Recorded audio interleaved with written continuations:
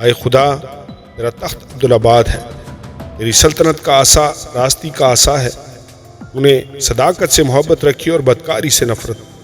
اسی لیے خدا تیرے خدا نے شادمانی کے تیل سے تجھ کو تیرے ہمسروں سے زیادہ مسح کیا ہے۔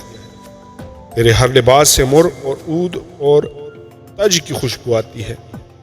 ہاتھی دانت کے محلوں میں سے کاردار سازوں نے تجھے خوش کیا ہے۔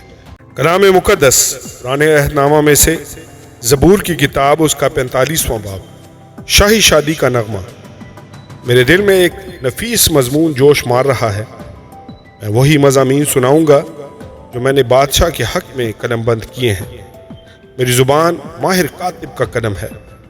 تو بنی آدم میں سے حسین ہے، تیرے ہونٹوں میں لطافت بھری ہے، اس لیے خدا نے تجھے ہمیشہ کے لیے مبارک کیا۔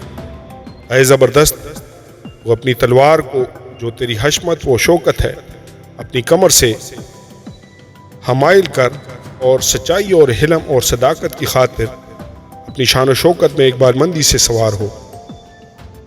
اور تیرا دائنا ہاتھ تجھے محیب کام دکھائے گا، تیرے تیر تیز ہیں، بادشاہ کے دشمنوں کے دل میں لگے ہیں، امتیں تیرے سامنے زیر ہوتی ہیں۔ اے خدا تیرا تخت عبدالآباد ہے، تیری سلطنت کا عصا راستی کا عصا ہے، تو نے صداقت سے محبت رکھی اور بدکاری سے نفرت۔ اسی لیے خدا تیرے خدا نے شادمانی کے تیل سے تجھ کو تیرے ہمسروں سے زیادہ مسح کیا ہے۔ تیرے ہر لباس سے مر اور عود اور تج کی خوشبو آتی ہے۔ ہاتھی دانت کے محلوں میں سے کاردار سازوں نے تجھے خوش کیا ہے۔ تیری معزز خواتین میں شہزادیاں ہیں، ملکہ تیرے دائنے ہاتھ اوفیر کے سونے سے آراستہ کھڑی ہے۔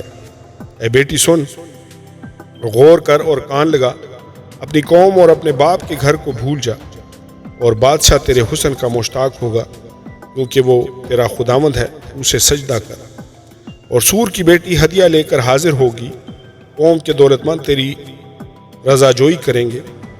بادشاہی کی بیٹی محل میں سر تاپا حسن افروز ہے، اس کا لباس ظریفت کا ہے، وہ بیل بوٹے اور لباس میں بادشاہ کے حضور پہنچائی جائے گی۔